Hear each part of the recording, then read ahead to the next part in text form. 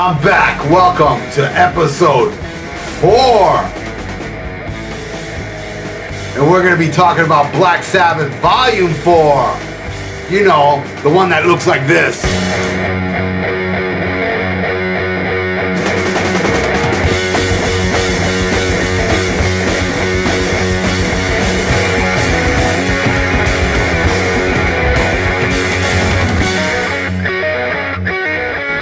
Volume 4. It's a fucking drug, I tell you. Volume 4 is the 4th album, obviously, from Black Sabbath. I don't know how true this is or not, but rumor is, because of Ozzy being on the album cover, that really pissed Tony Iommi off, because it wasn't his idea for it to look like this. And before this album, Ozzy was your typical frontman live, like center stage. But after this album cover, Tony got so pissed off, he pushed him to the right. That's what I heard. I don't know how true that is, but he was always on the right hand of the stage. Well, left hand, depending on which way you're facing. So that's the rumor of this. So let's get started with the first song, Wheel of Confusion, The Straightener.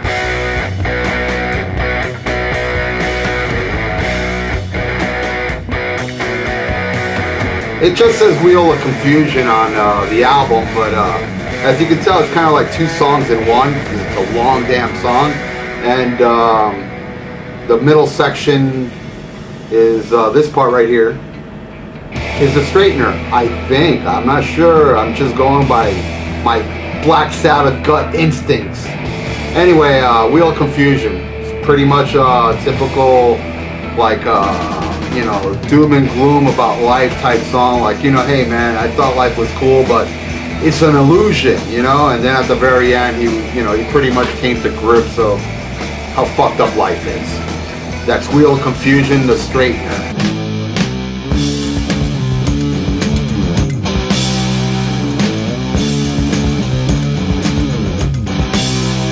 Tomorrow's Dream, which was actually a single, they released it as a single, and it's a killer song, man. They used to open their set for it, and as some of you out there might have the album Live at Last, which was recorded on that tour, because during the Volume 4 tour, you know, they just wanted to release, the record company wanted to release a live album, and they recorded them on the road, and the Black Sabbath band heard it, and they hated it. So it was never released till like around 1980, I think, after Heaven and Hell came out, after Ozzy was gone. You know, they were like mercilessly ripped off by various managers and stuff, and somebody that had rights to it released it without the band's consent, and they opened the show with Tomorrow's Dream.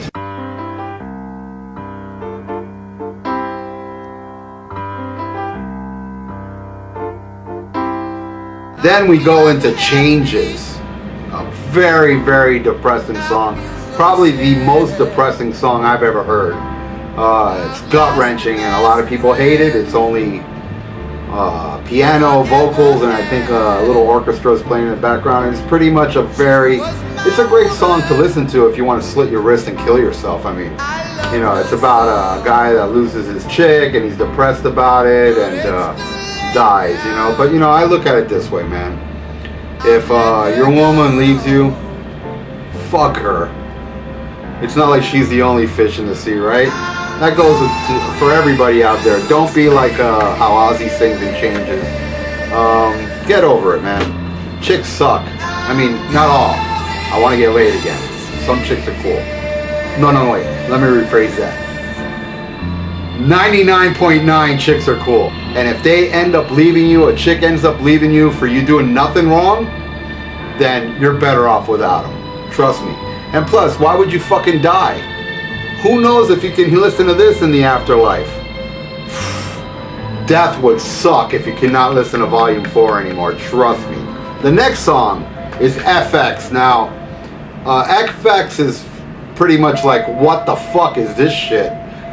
I gotta say, finally, out of all the albums I reviewed so far, FX is a big, I don't know what the fuck it is. It's just, I don't know, it sounds like somebody fucking like hitting their guitar with their pick, like, I don't know, and causing echo effects, or maybe it's a bass. I don't know what the fuck that is, man. FX, you know, it's, I guess it's good if you do drugs, you know, but You know, I mean, this, like I say, I don't do drugs, but this is my drug. And this drug does nothing for me when I hear FX. But it is Black Sabbath.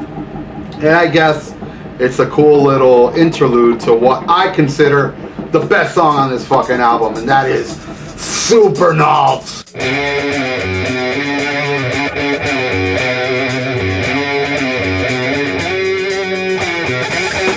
This is a crushing song, man. Supernaut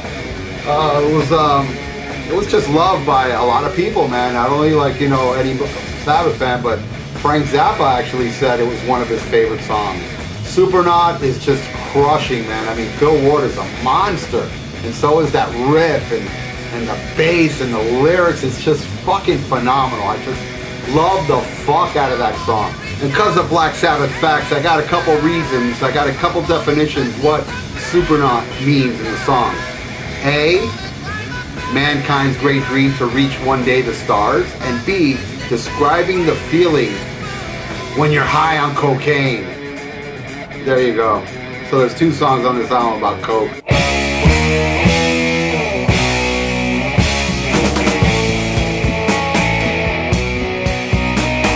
The next song is what was supposed to be the title track, Snowblind. It's pretty much about cocaine. They recorded it one time, and while Ozzy was singing it, he kept screaming, "Cocaine!" like he does on the live versions, but the record company was like, "Hey man, you gotta fucking not only like don't do that, but the album's not gonna be called Snowblind anyway." You know, they were recording in LA. I could be wrong. I gotta do my research, but I think it may be the first time they recorded in LA. But I could be wrong. They might have recorded Master Reality there. But I know for sure they recorded this in LA, and they were really, really into fucking drugs. And I understand it took them a long time to make this album.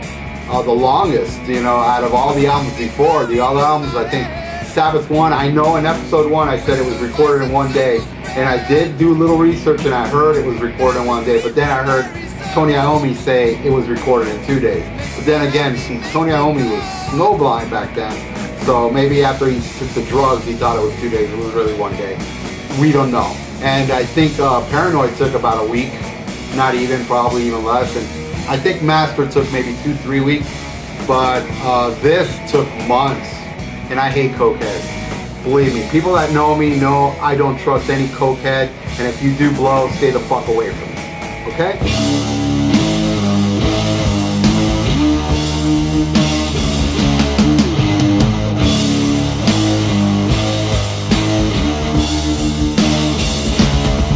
Cornucopia. Cornucopia comes from Latin, pronounced Cornucopia, I think. The same as full horn, U with dots in German. Cornucopia is of course a symbol, metaphor of wealth and fertility. The name is more than sufficient since the song criticizes the so-called modern prosperity.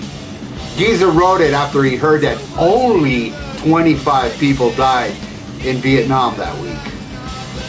Now, I'll be honest with you, I'm reading off the computer here. I'm reading Black Sabbath Facts, the coolest fucking Black Sabbath website there is.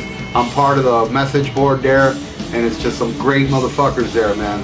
Joe's doing a great job, and I love that website. I'm there every freaking day. It's like one of the rare websites that aren't blocked at my job, so I get to talk to some of the Black Sabbath heads out there, and it's just awesome. And thank you, Joe, for having this this killer website and all these facts here so I can read it to people. And but I'm giving you credit, man, because you are a huge Black Sabbath fan, and you deserve for people to know that it's because of you I have this other type of knowledge that I didn't know before, which is a lot about the greatest band in the world, Black Sabbath. Thank you, Joe, and I will keep reading your stuff, but every time I do read your stuff, I will give you credit, I promise. And some inside thing about Cornucopia was Bill Ward was having a really hard time playing this, and it was just so difficult for him to play, and he the band wasn't really fucking happy with his playing, and he kept doing it.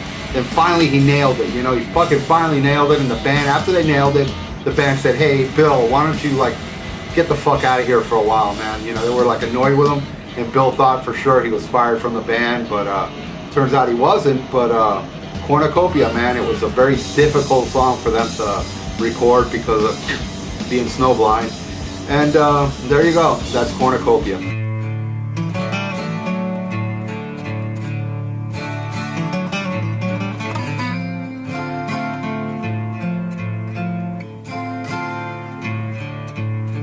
The next track is Laguna Sunrise. Again, a great fucking instrumental from Mr. Iommi, man. It's all acoustic-y and it's just awesome, man. I love all his instrumentals. I mean, even in the later non-Ozzy albums, I mean, I think it gives a great texture to Black Sabbath albums where it's all doomy and gloomy and then just a little beautiful piece. And I really don't know how the song came about, the title. It might be something to do with, I think, I could be wrong, that a lagoon, either where they used to record in England somewhere or around Iommi's house, that gave him the inspiration to write this beautiful instrumental piece.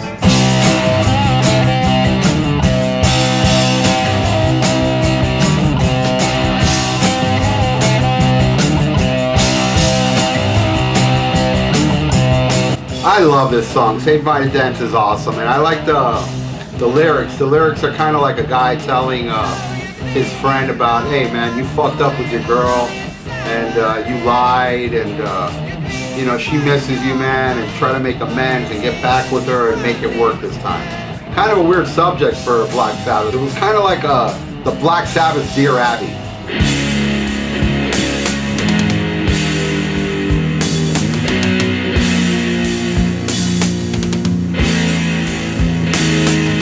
Now we come to the very end of the album. It's a song called Under the Sun / Every Day Comes and Goes. I love the philosophy behind it. I pretty much live that philosophy where you don't want nobody to tell you about a God, and you don't need no black magician to tell you about Satan or whatever. You know, just believe in yourself, man. Believe in yourself. It's just, it's because of this world being fucked up with religion. And this song is pretty much saying, fuck all that shit, man. Just believe in yourself, man. And if you want to believe in God, keep it to yourself, you know? You can believe in God and Satan and whatever, as long as you don't throw it on anybody. I think it's a great fucking philosophy. I think everybody should live like that. And I love, there's a line in there that says, I don't believe in war, but I also don't believe in peace, you know? It's like, I don't believe in anything. Fuck it. I only believe in myself. Fuck you. That's Black Sabbath for you. And that's it.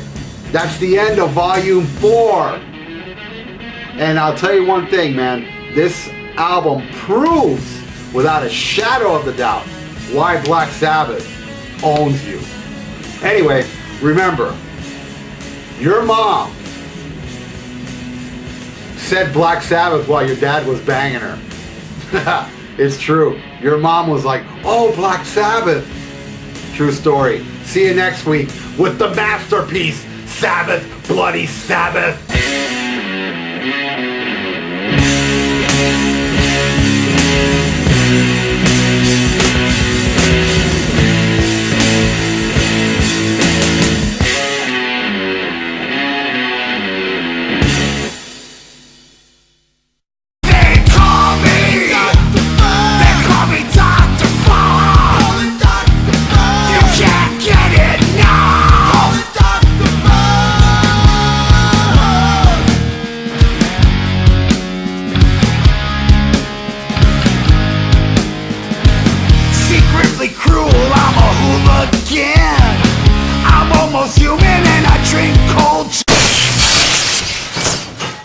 This video was brought to you by Miami Metal Merchant. For your metal needs and competitive prices, visit MiamiMetalMerchant.com. Tell them Dr. Fuck sent you. Hey, I'm Dr. Fuck. And I'm the Ayatollah of Alcohola. And we are from the Rock and Metal Combat Podcast. If you want to check out some crazy, uncensored, unbiased, totally nuts reviews of classic hard rock and heavy metal albums, check us out. You can get us on Podbean and iTunes. New episodes every Sunday. That's right. And we also do each other's moms. True. Free of charge. Well, mine charges. Oh, yeah. Yeah, mine's free. Hey, check out my podcast, The Vieira Vault. We're on Spreaker, we're on iTunes, and we're on YouTube. Check it out and subscribe. Hey, headbangers, you want your own radio show? Well, you got it. On Thursday nights here on that metal station, join me on the Dr. Fuck Show. Go in the chat room and I will make you my co-host. That's right. Everybody that joins me in the chat room, I discuss whatever you guys want to talk about. I'll mention your name, I'll say what you say, and we're going to go back and forth. And I'll even fucking play whatever request you want. Unless it sucks, then I ain't playing it because my show rules, and only songs that rule is allowed right here on that metal station. The Dr. Fuck Show airs live Thursday nights at 8 p.m. Eastern. Hope to see you there. Well, no, fuck that hope. I better see you there, motherfucker. They call me Dr. Fuck. They call me Dr. Fuck. Call it Dr. Fuck. You can't get it now. Call it Dr. Fuck.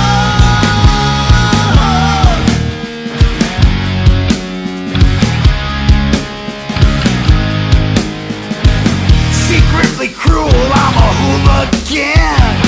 I'm almost human and I drink cold. This video is brought to you by Miami Metal Merchant. For your metal needs and competitive prices, visit MiamiMetalMerchant.com. Tell them Dr. Fuck sent you. Hey, I'm Dr. Fuck. And I'm the Ayatollah of Alcohola. And we are from the Rock and Metal Combat Podcast. If you want to check out some crazy, uncensored, unbiased, totally nuts reviews of classic hard rock and heavy metal albums, check us out. You can get us on Podbean and iTunes. New episodes every Sunday. That's right, and we also do each other's moms. True. Free of charge. Well, mine charges. Oh, yeah. Yeah, mine's free. Hey, check out my podcast, The Vieira Vault. We're on Spreaker, we're on iTunes, and we're on YouTube. Check it out and subscribe. Hey, headbangers, you want your own radio show? Well, you got it. On Thursday nights here on that metal station, join me on the Dr. Fuck Show. Go in the chat room and I will make you my co-host. That's right. Everybody that joins me in the chat room, I discuss whatever you guys want to talk about. I'll mention your name, I'll say what you say, and we're going to go back and forth. And I'll even fucking play whatever request you want. Unless it sucks, then I ain't playing it because my show rules, and only songs that rule is allowed right here on that metal station. The Dr. Fuck Show airs live Thursday nights at 8 p.m. Eastern. Hope to see you there. Well, no, fuck that hope. I better see you there, motherfucker.